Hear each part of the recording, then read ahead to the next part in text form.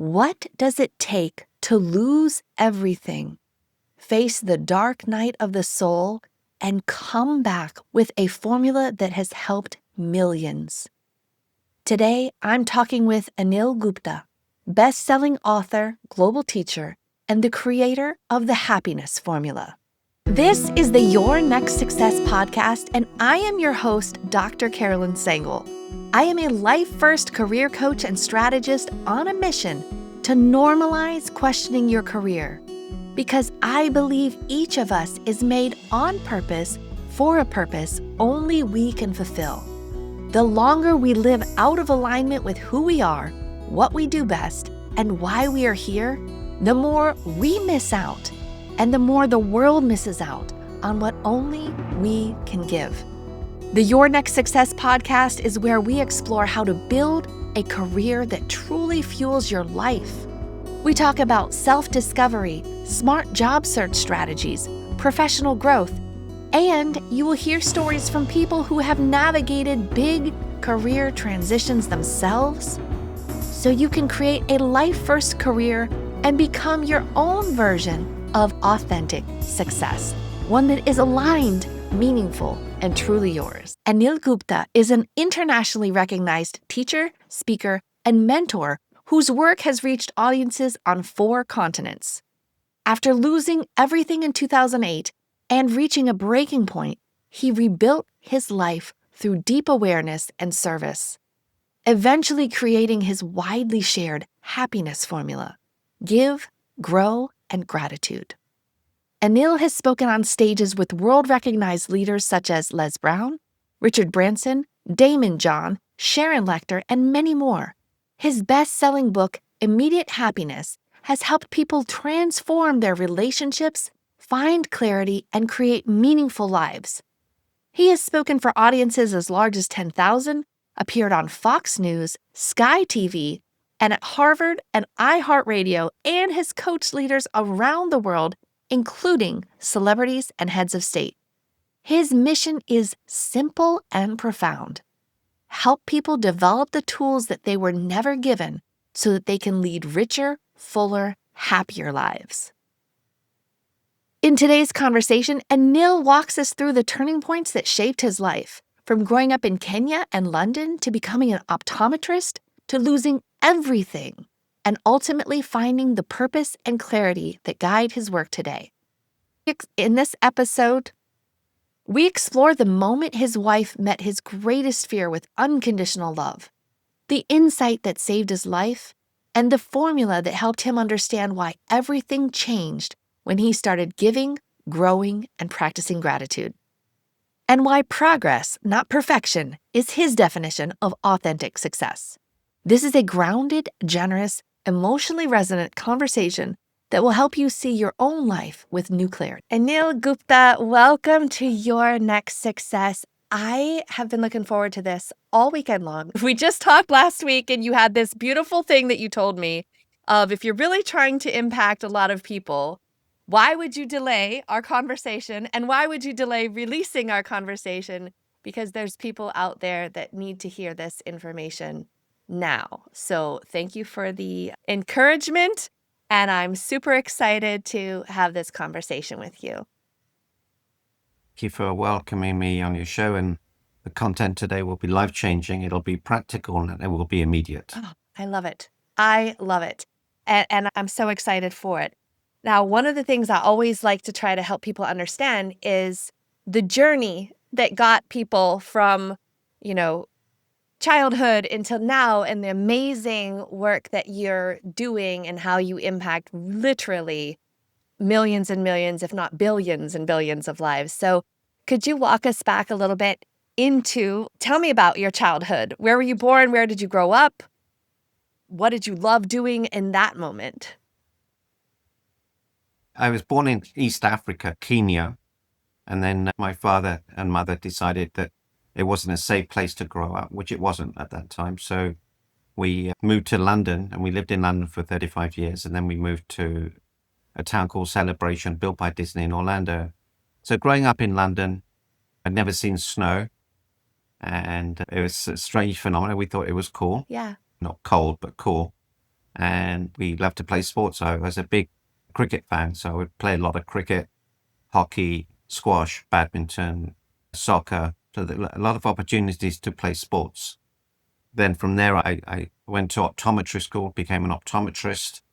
And then in 2002, my wife decided we should move to Florida. I said, we're not moving. I said, but she was right, and we did. And from there, I started doing talks, 5 people, 10, 20, 50, 100, 500, 10,000 people, and started the journey of being the love doctor.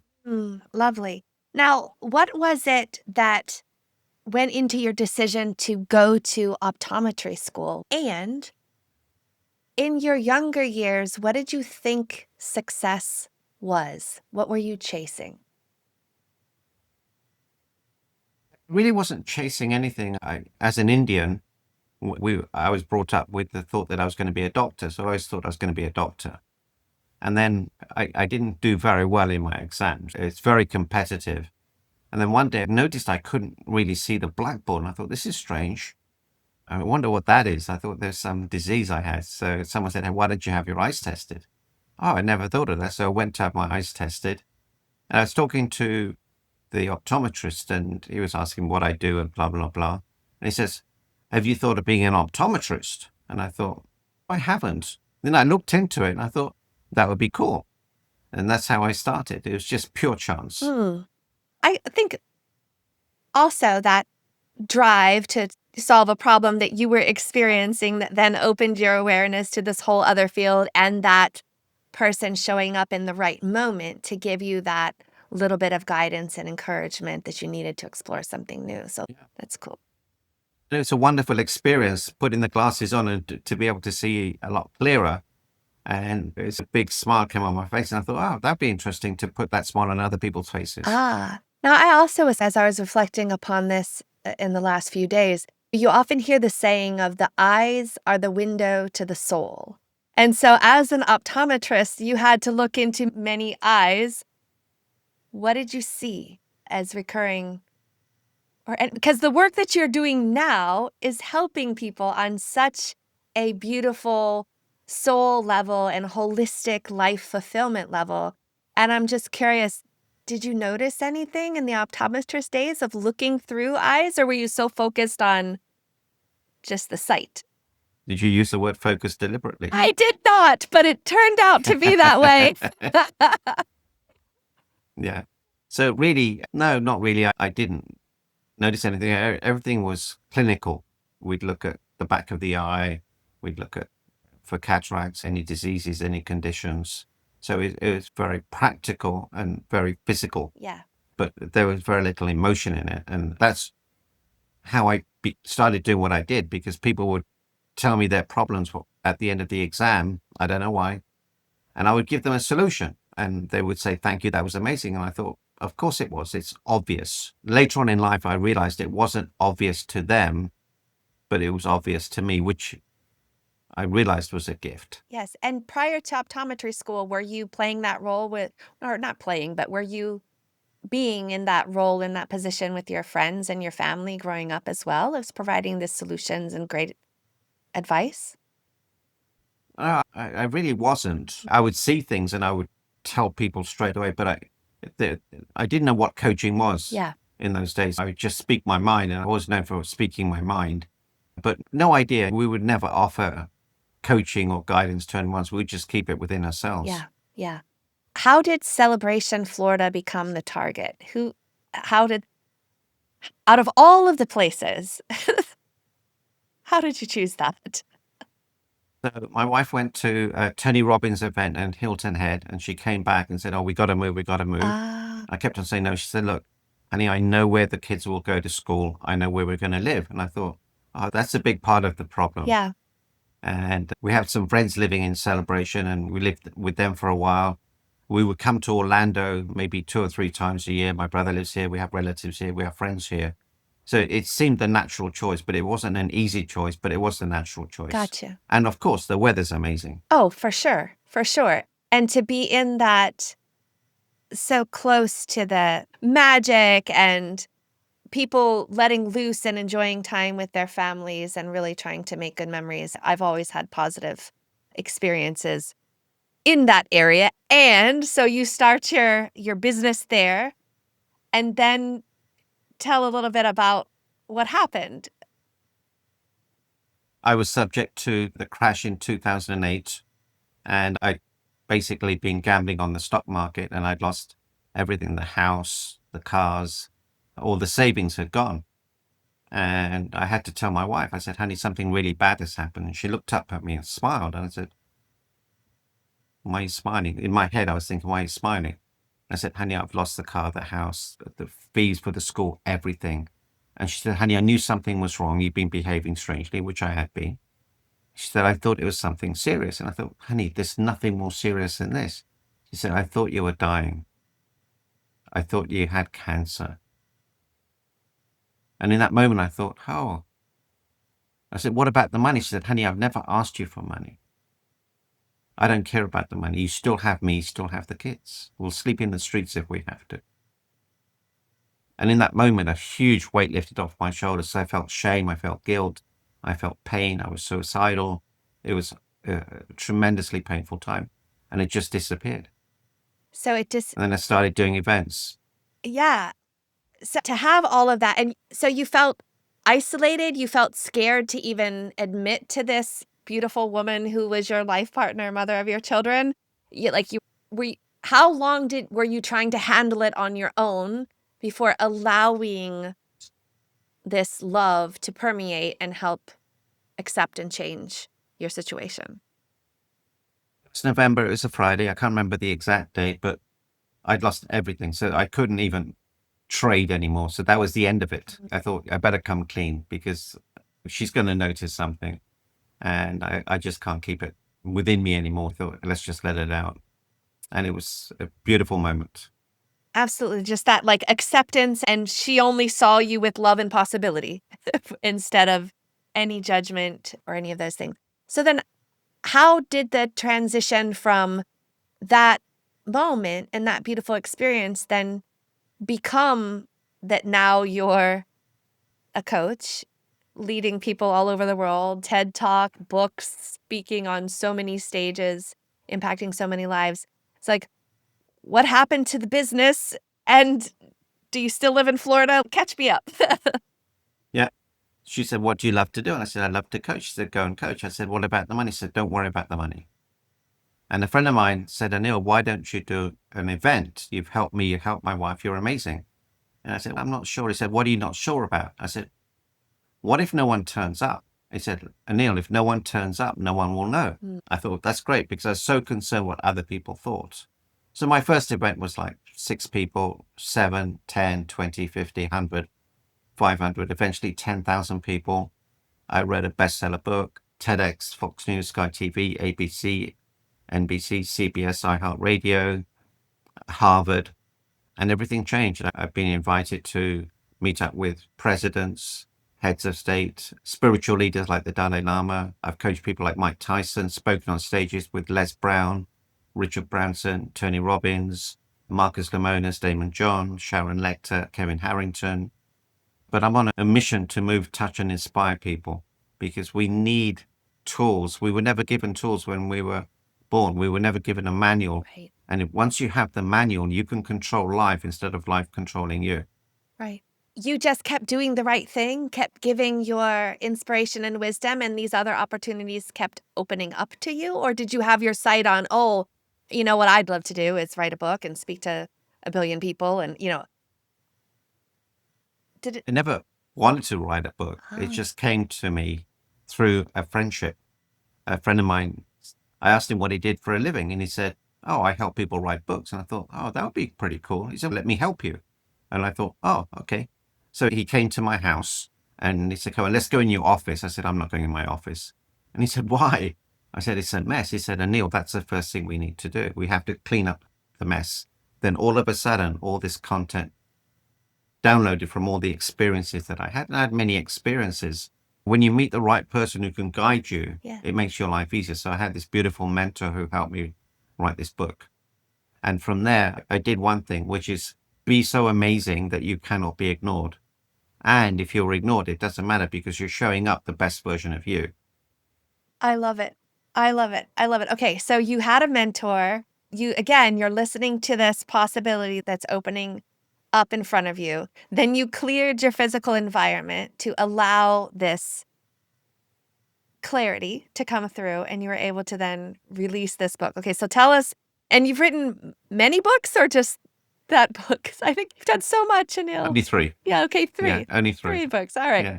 But Yes. that book was on my desk for a year.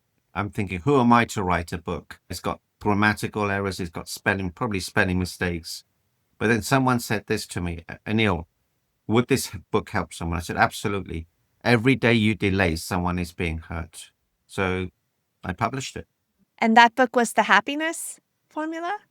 It's called Immediate Happiness. Immediate. That's the name of the book. Immediate. And so I do want people to buy the book and tell us a little bit more about it.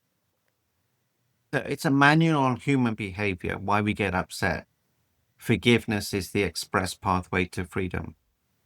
The past does not equal the future. Expectations. The more expectations you have in life, the more painful your life will be. So it's a manual so that you can control life instead of life controlling you. We were never given a manual. We learn from our parents, and they're not necessarily the best people to learn from. Amen to that. Not speaking of my own parents, I'm speaking of me with my children. I felt, man, if I could only start over now, and I can from this vantage point forward, but boy, if I knew then what I know now, they would be much better people. So And how old are your kids? they are 16 and 19 at this moment. Okay. So if you get the kids on a one-to-one, ask them this one question. What could I do to be a better mother to you? What's one behavior, only one, that you would like me to change? Okay. See what they say. Okay. And then we'll work on that. Mum, I wish you would do this. Oh, really? Oh, I would love to do that. Lovely.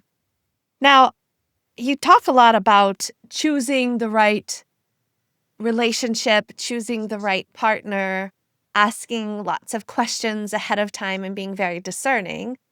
And I'm curious, how does that translate and apply to work?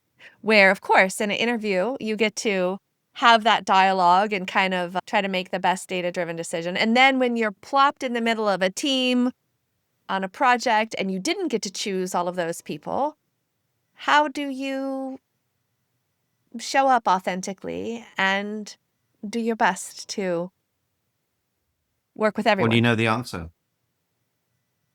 Be so amazing you cannot be ignored. They just show up the best version of you, and then life will take you on a beautiful journey. And do not give your power away. Do not be concerned what other people think of you. Yes, yes. And if you find yourself surrounded by people who don't see your amazingness and awesomeness, then go ahead and plan to work somewhere different over time, or? Well, always, the number one rule is awareness. Yes. Have awareness, which gives you clarity. Clarity gives you focus. Focus gives you action. Action gives you results. Results gives you momentum. And momentum gives you everything. So if you're aware that your work environment isn't conducive to you being the best version of you, start looking around. Because if you don't look around, you're going to be there another 20 years and then you look back and say, oh my God, what happened? Yes. So, or ABCD, always be collecting data. Look around, see what's available. Are you in the right profession? Are you in the right job? Are you in the right position? Are you right industry? So ask yourself quality questions. Yes. And you'll get quality answers. Yes. And I think and giving yourself the patience to just explore what comes up, right? Like you're saying, the awareness. Yeah. And be patient.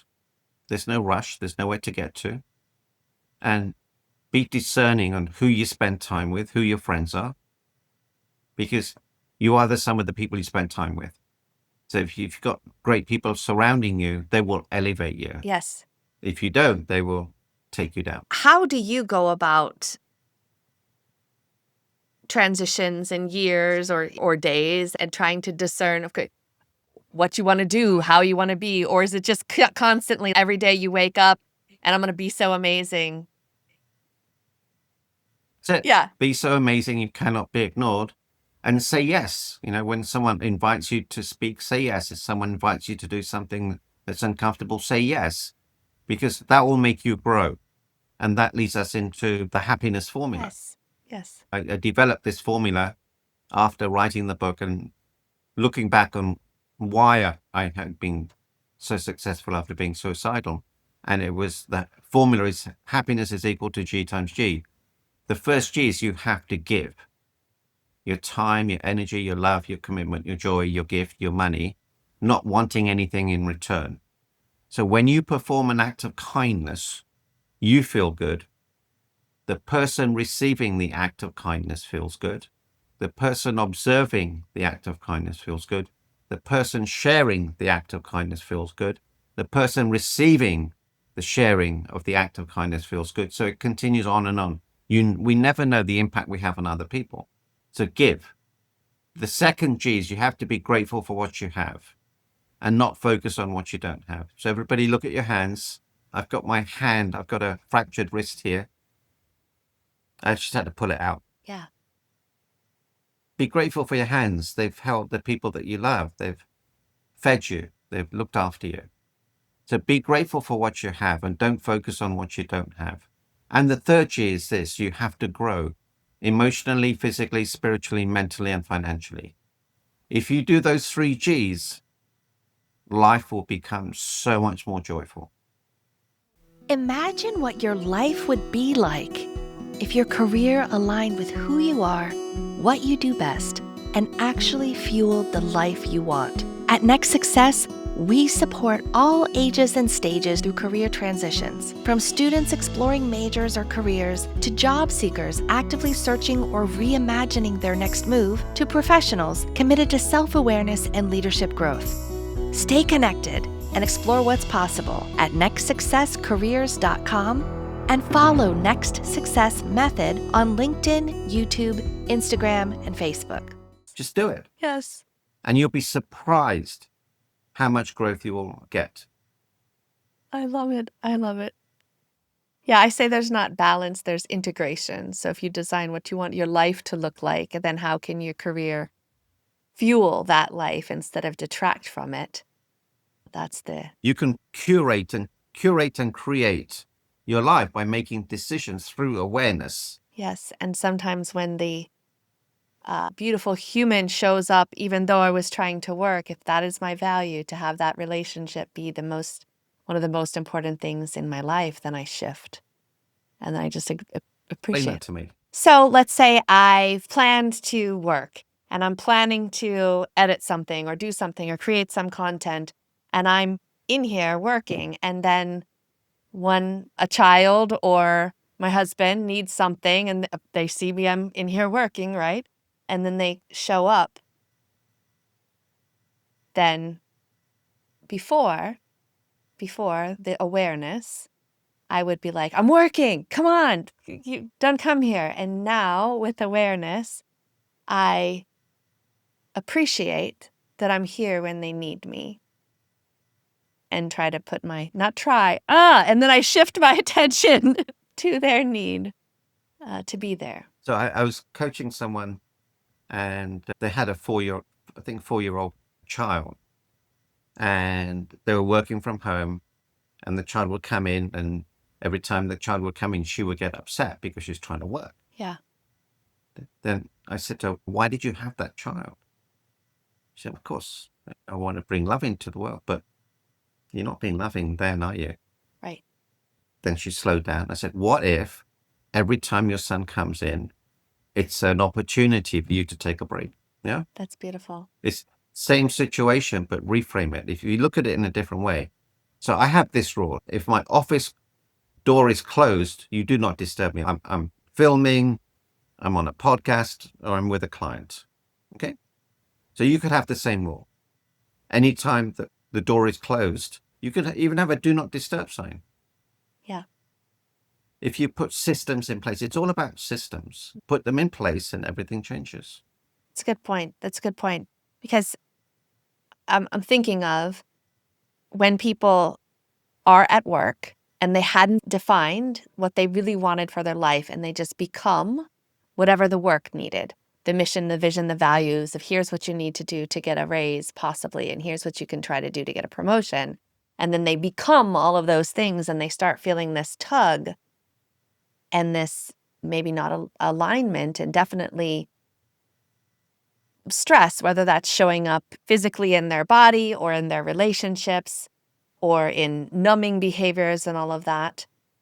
They hadn't put a system in place to enjoy their life, to have that happiness holistically and be able to. We tend to be more giving at work, but the reason we have upsets with families, we have more rules for them. They should understand. I've told them a million times that, why don't they listen to me? I don't feel heard. I don't feel listened to. I don't feel respected. I don't feel honored. I don't feel loved. How many times do I have to explain to him? Yeah. So that's the problem. Yeah. There's all these expectations that they should And know. attachments. And the Yes. workplace, could be the same phrasing, but there's more grace and forgiveness with the work colleague because they haven't gotten all your emotional triggers and tethers in a knot. Yes. Yeah.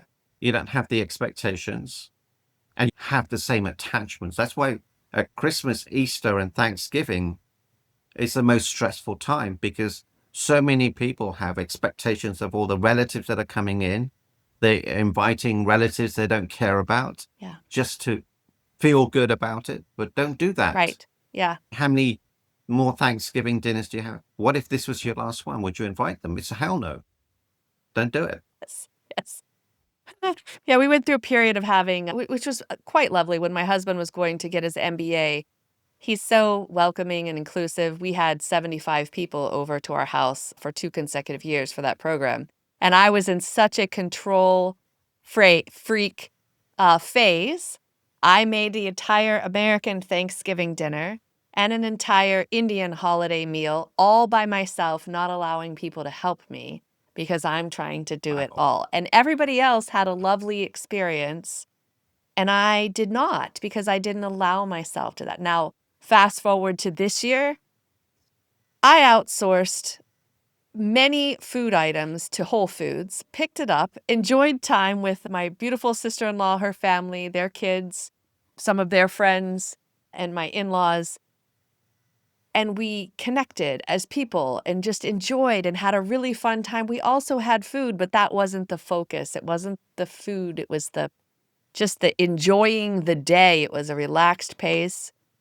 I asked for help. People gladly gave help, and we all had a beautiful teamwork together. It wasn't something that you would post in a magazine or post on any social media, and we had a lovely time just playing games and enjoying. So that was definitely something I have to let go in order to let in the beauty of the relationships and the people. That was definitely. So you shared a very important distinction. See, a lot of people are giving, but they're not receiving. You have to learn to receive, because when you don't receive, you're denying someone else the act of giving. Yes.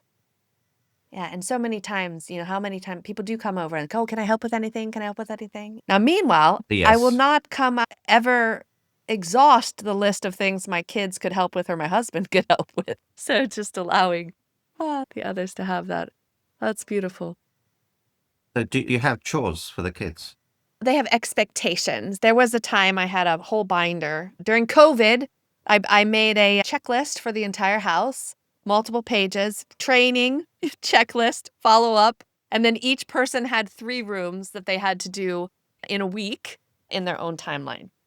Now, there are still expectations, but it's no longer so rigid. I'm no longer so rigid that it has to be on when I think it needed to be done. So it'll be like, hey, your laundry is done. Please put it away before 10 p.m. this evening. I need the basket. That kind of that kind of a thing. The grass is long. Let's find a time that we can get that done. Because they have their own school responsibilities.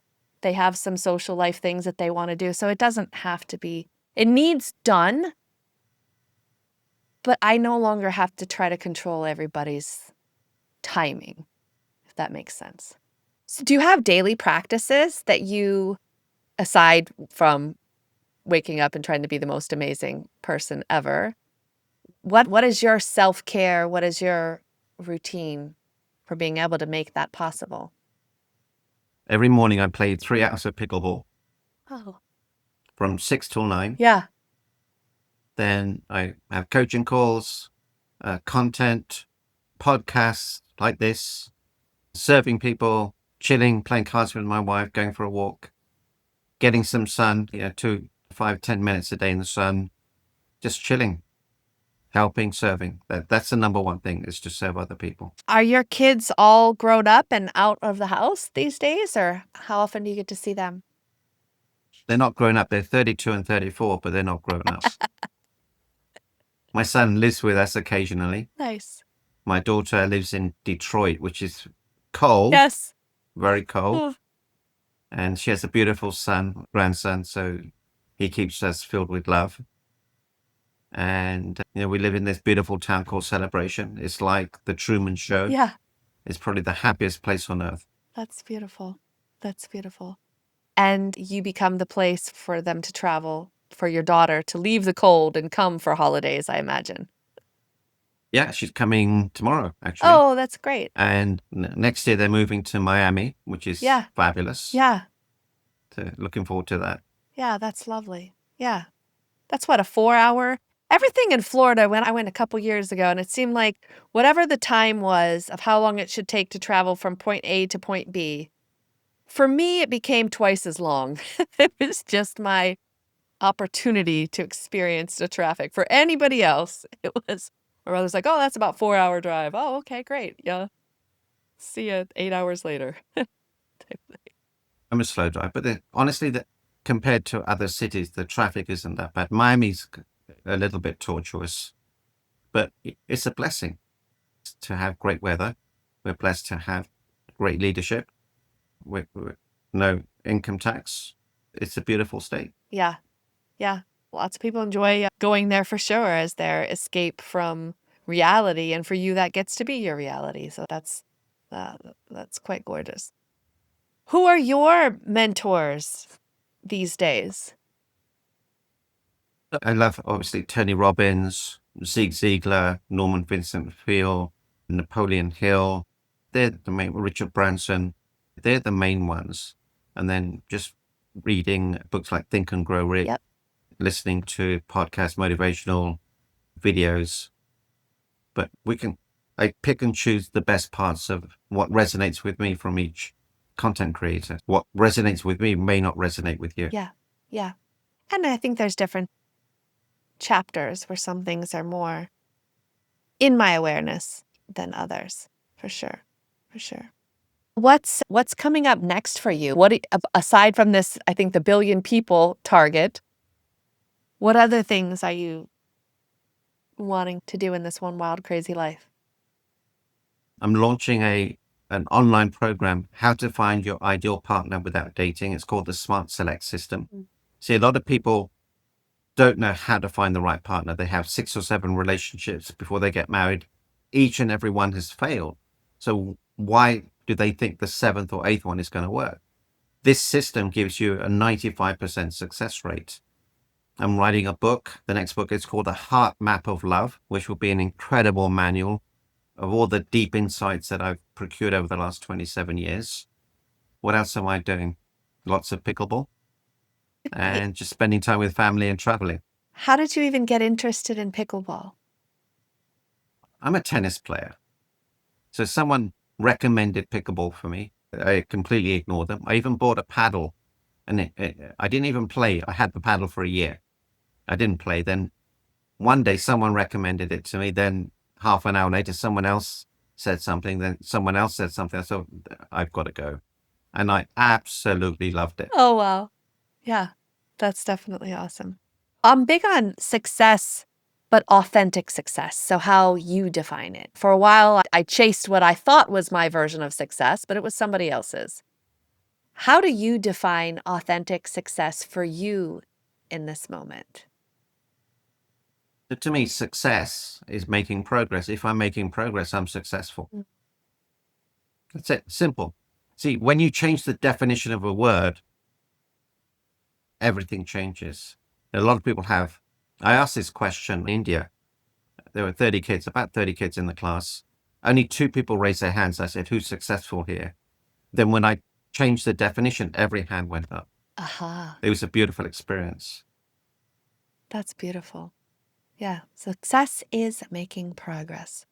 That's amazing. Anil, I want to thank you. You pack in so much wisdom and insight in such a very short amount of time. I can't wait to read your upcoming books and dive in even more to a lot of your content, a lot of your things. And just thank you for sharing more of yourself and more of your insight and wisdom with us and our listeners today.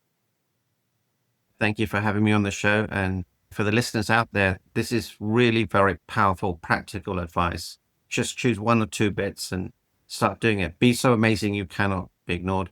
Remember, give, grow, gratitude. Love it. Appreciate it so very much. All right. Thank you, Anil.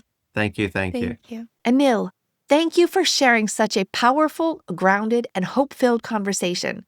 You showed what becomes possible when awareness meets courage, and how giving, growing, and practicing gratitude can transform our mood and future. Your happiness formula, your honesty, and your lived experience give people tools that they can use right away. And your reminder that success is simply making progress, that is a gift. For listeners who want to know more about Anil, his books, and his programs, visit him online and explore the tools and teachings he makes available to help people create meaningful, connected, joy-filled lives.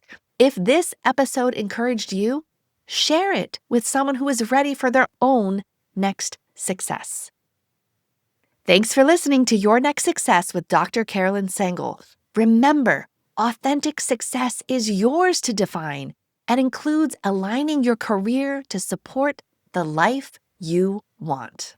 Thanks for listening to Your Next Success with Dr. Carolyn Sengel. Remember, authentic success is yours to define and includes aligning your career to support the life you want.